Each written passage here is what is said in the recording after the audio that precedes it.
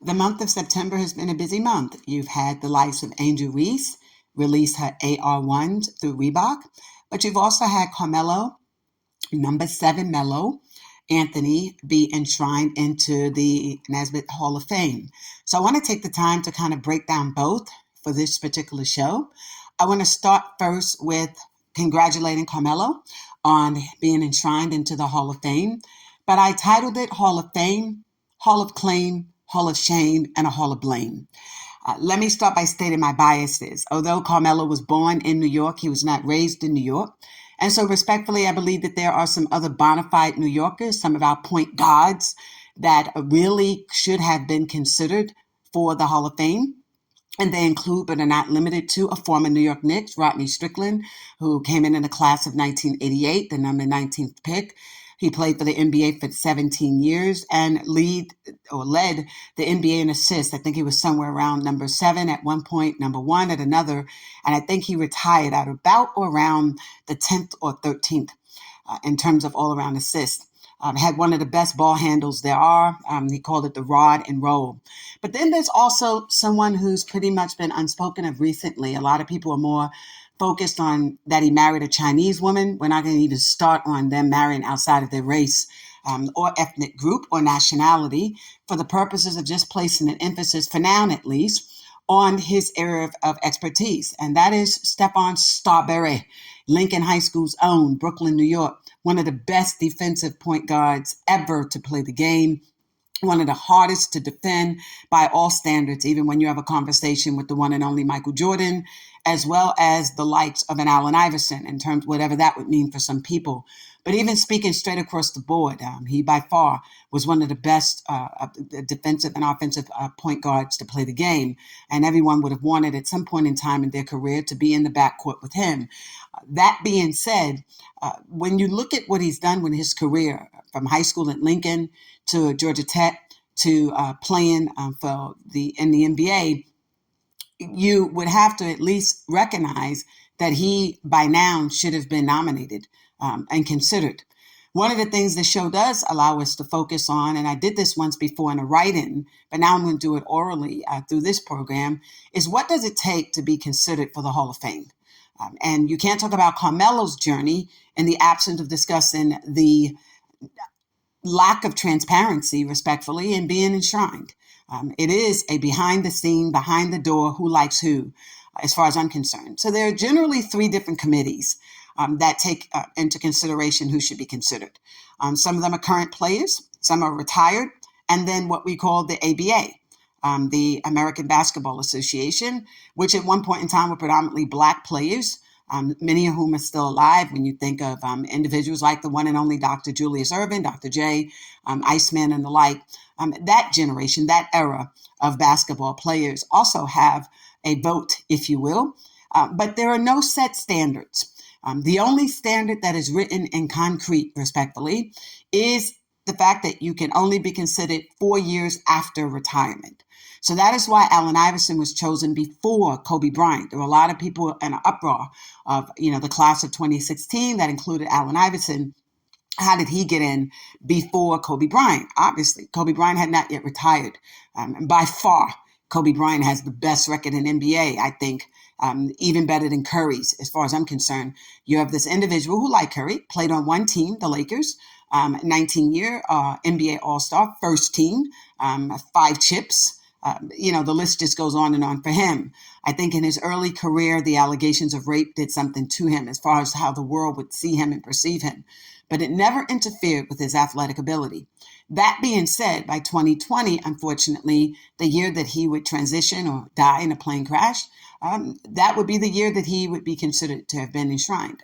But that's the only reason why Allen Iverson made it in before him.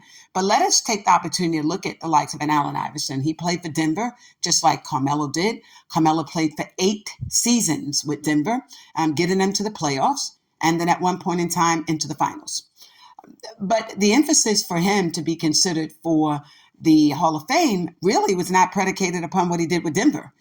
Early on, all talks had pointed to one direction and one direction only, and that's what he did with the Olympics, that he is one of the only players in NBA history to have participated in 3 or more Olympics, where he attained a gold for 3 and a bronze for one of them.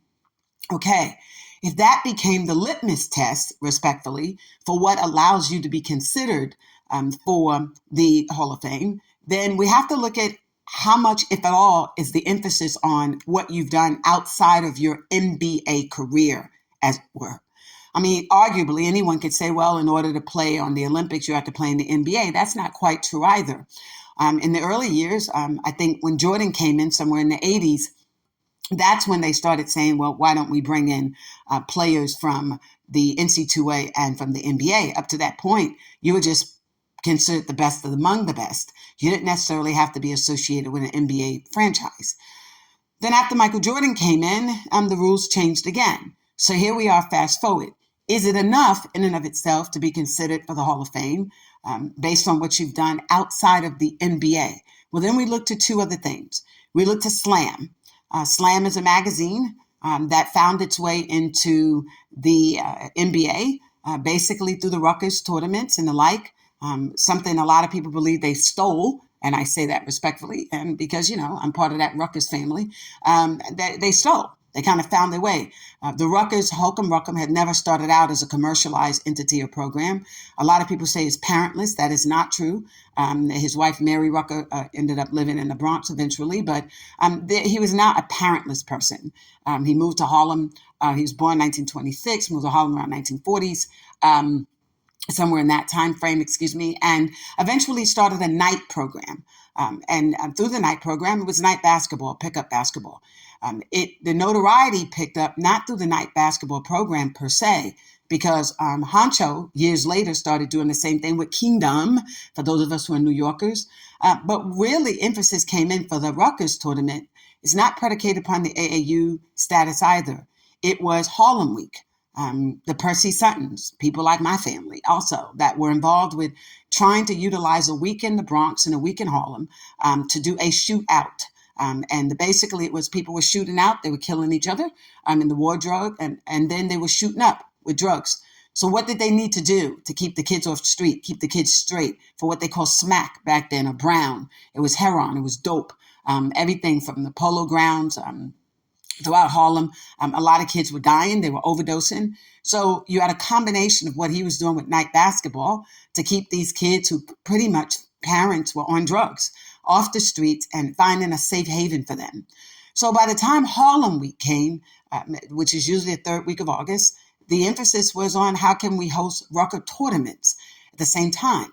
So instead of them shooting out with guns and shooting up with drugs, let them shoot ball. And so then you had teams coming out of the Bronx.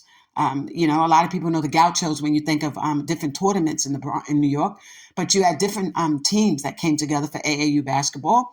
And a lot of them were participating in Rucker tournaments, going into Harlem. You had a lot of people from the Bronx who, if they hadn't gone outside of the Bronx for anything else, they went outside of the Bronx for Harlem Week. They went outside of the Bronx for the Rutgers tournament. Why is all of this important? It's important because eventually, by the 1990s, when Allen Iverson was welcomed to New York, he's a native of Virginia. People forget that. He's not a Northerner. He's a Virginian, Hampton, Virginia, who played for the Sixers, among other teams, including Detroit and Denver, which is where Carmelo also played. And he also played for the Memphis Grizzlies. But when he was with the Sixers, and he had just come into the league, he was playing under And One. And One used to host the Rutgers tournaments and Harlem Week. And so, that's in part how a lot of people equate, particularly those of us from New York, we connect, if you will, or equate Allen Iverson to the game, to the sport, to Rutgers tournament, for the appearances that he made. Kobe Bryant also made appearances at the Rucker, along with a host of others, some of the greats that y'all recognize today. At that time, it was fresh off the block. It's 1996, freshman draft class, one of the best to ever do it. The class of 1996, imagine 1 through 13, him, Stephon Starbury, and then you have Kobe at 13. I think Canby comes in around 14, 15. So just imagine that. And the list just goes on and on from there. One of the best class to ever do it in terms of academics and athleticism. And then what they did post-career. So you have this individual show up, he's participating, he's playing. Well, that then draws attention to Slam magazine, and they begin to start covering it. Then as the years go by, it becomes commercialized. You have Nike Elite, and then NBA players, the association brings in their children and their children's children, nepotism. So slam eventually gets recognized to be enshrined into the Hall of Fame as well, given that history, after they commercialized the Rutgers tournaments as well as everything else. But then you also have another person who came in who wasn't playing basketball, and that is the one and only David Stern. Born in 1942, he passed away in 2020. His birthday was about 2 days ago, had he still been here, September 22nd. Generally, under Jewish culture, you recognize the death anniversary, but you also can recognize the birth of a person who's already deceased by honoring them in some shape, form, or fashion, usually community give back, recognizing them even in the manner in which I'm doing now. He's been enshrined in 2014. So I said that to say that there are circumstances wherein individuals who have not played the game and are not being recognized for the game itself have been enshrined. But again, the problem that you have with the Hall of Fame is the shame associated with it when you have friends who are picking friends and people are picking them based on whether they played on their teams.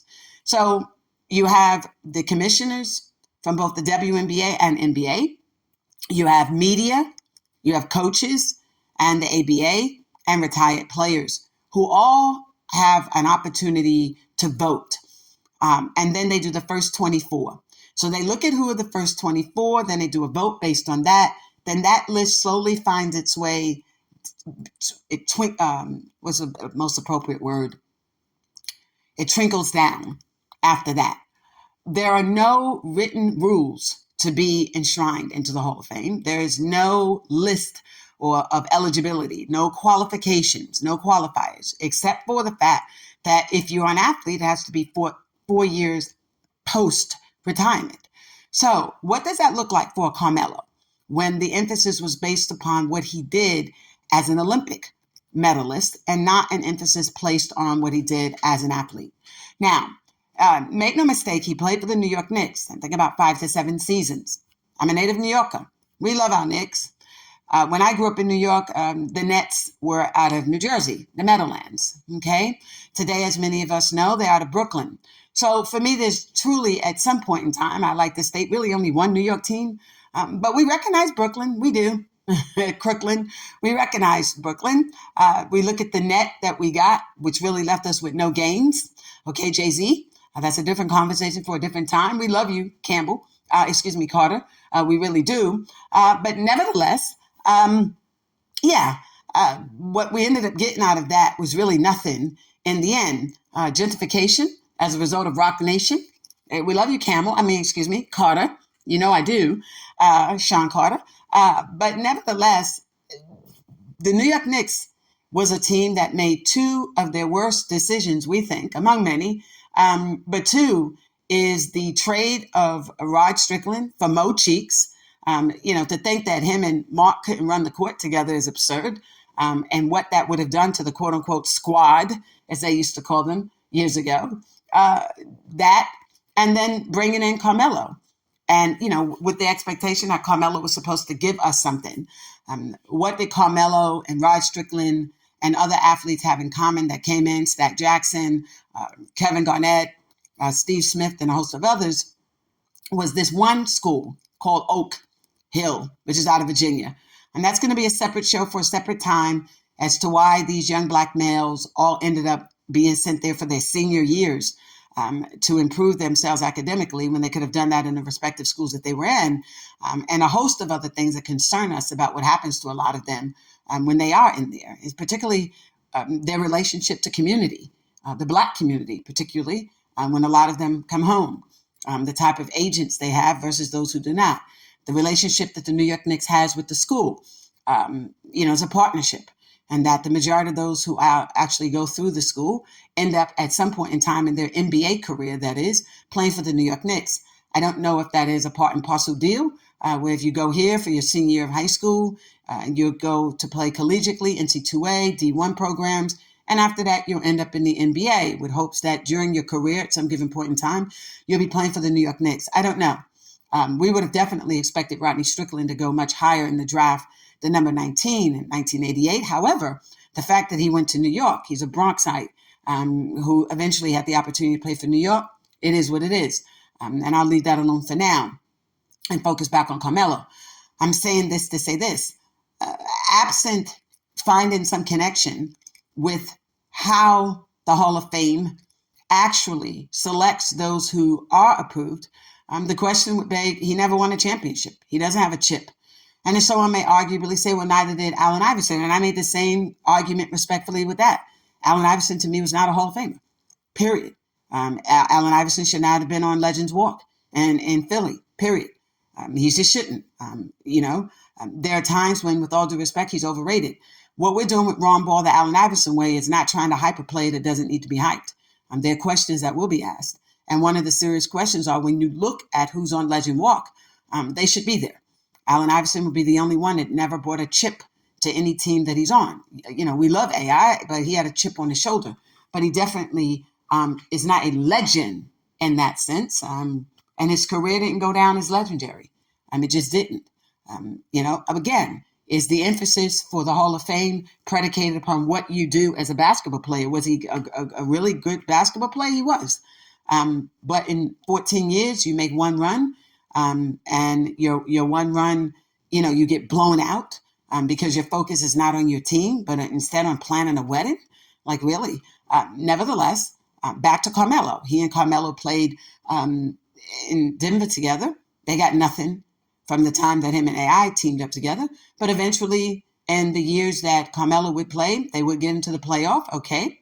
They would make it to a final. Okay. And they wouldn't win. Or did they? Right? So what exactly set the stage for Carmelo to come in now? It's as if someone literally pulled his name out of a hat and said, all right, you're up next. Then you look at the two people to whom did his presentation, Allen Iverson and Dwayne Wade. Dwayne Wade's record speak for itself. He's chip bound. You can never take that from him. Miami Heat, he among others, he deserved to be there. He gave us what we needed. But when I look at the fact that to this date, there are no eligibility guidelines. So what might some of the suggestions be? I think the suggestion might be to do what NASCAR and that Major League does. They would let their fans vote on who should go into the Hall of Fame. And NASCAR does that, and so does Major League. And so I think it's important going forward that in as much as we do that for the NBA All-Star Weekend, that maybe one of the committees that could be added is a fan base. Let the fans choose what they want in a Hall of Famer.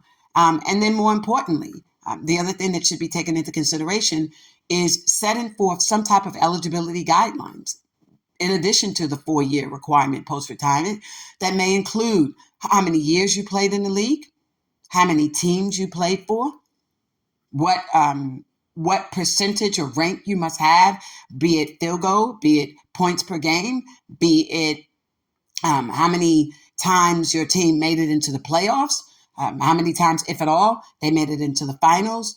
There needs to be more of a litmus test for us to be able to determine who is and is not a Hall of Famer. Again, this is not to be disrespectful to Carmelo at all, but I don't think for most of us, when we think of Carmelo Anthony, we think of a Hall of Famer. We just don't. Was he exceptional as one of many who played in those particular Olympic games? Yes, he was. You can't take that from him. But is that in and of itself enough for him to be defined as a Hall of Famer? When you have someone like an Allen Iverson who comes in 2016, it shifts people's thought process of what it meant to be a Hall of Famer. And so in that moment, you're thinking, okay, is it someone who changed the culture? Is it someone who had such a fan appeal? I think you see where I'm going. So if the emphasis in that moment is that this Allen Iverson and everything he brought to the game in terms of quote unquote so-called culture, Black culture, he was a cancer as far as Dave Stern and them were concerned. But nevertheless, for those of us looking on the outside coming in and those on the inside looking out, we're going to have different views of what we think Allen Iverson did and was not in the league. Ron Ball, the Allen Iverson way, coming soon. You'll catch that and you'll see where we're going there. But for purposes of having an understanding of, is he the person who defines the eligibility requirements, or 4 years later, would it be the likes of a Kobe, someone who has 19 19 NBA All-Star first team appearances. Does that set the stage? 5 chips. Does that set the stage, right? Or does a Michael Jordan or Magic Johnson set the stage? And then what about the likes of a Dominique Wilkins? He's an NBA Hall of Famer. Neek has never won a chip, not with the Atlanta Hawks, but he went to Greece and they won internationally.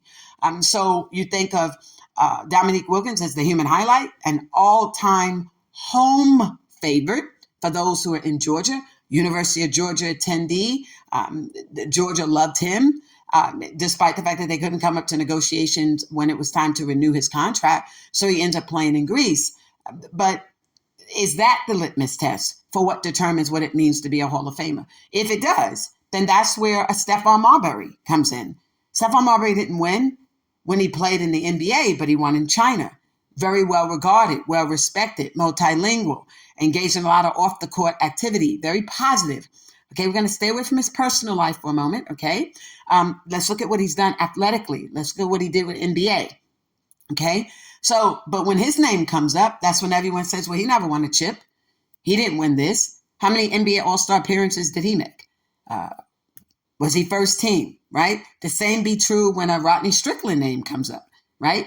He played in the league 17 years. Okay, well, he never won a chip. Okay, neither did Dominique Wilkins. Okay, neither did Allen Iverson. And so when you have this much disparity with regard to who is and who's not a Hall of Famer, it makes it very, very difficult, with all due respect, for a lot of us to look at Carmelo Anthony and say, that's legend, right? Again, congratulations to him. But if we were gonna look down the New York tree, he definitely would not have been the person that I would have thought of. I would have thought of Rodney Strickland. You know, Rod, 17 years, leading the league in assists at the time. He was a head case like a lot of New Yorkers, but he knew the game. He had a signature, a handle, well regarded, well respected by the teams that he played on. Did he have problems with coaches and players? Of course he did. You know, so did Allen Iverson. You know, he had, Larry Brown, loved working with Rodney Strickland, but had an issue with Allen Iverson, right? Coached both of them. And, Mo Cheeks played against him. And so they swapped positions. But then you look at what happened when Mo Cheeks gets in, the 76ers when Allen Iverson's there. So, that's the great divide, the hybrid between both of them. When you look at some of the off the court issues that Rodney Strickland had, is no different than that of Allen Iverson. Rodney Strickland had the DUIs. He was drinking. Okay. AI had problems in that space too. Most people didn't find out about it in depth, respectfully, until his wife spilled a bowl of grits during the divorce proceeding, his ex-wife, the most disrespectful thing that she could have done. But nevertheless, he was a beloved athlete. No one knew a lot about what was going on behind the scenes, and it was not our business. The focus should have been at all times on what he did athletically, right? And we loved him for that. And so, when you look at the likes of Rodney Strickland, you run into the same issues, having fights, drinking, domestic issues. Okay. And so at the end of the day, setting all things aside, what were they doing in terms of athleticism? That's all that matters in that moment, right? So until such time that we have more clarity on what it means to be a Hall of Famer, until such time that we have an understanding of that, we look at the most recent selection of a Carmelo as a New Yorker. Love you, dude. Congratulations and all that. You were born in New York, not raised in New York. But outside of that, was it for his Olympics ability? That's what some in our media circle is saying. And then the rest of us are saying, no, it was based on what he did with Denver. Okay, to each his own. I don't think he did enough for either Denver. He definitely didn't do enough for New York for us to have considered him as a Hall of Famer. When I think of Hall of Fame, I think of a household name that you don't have to research, you don't have to think twice about. And that's that. But congratulations.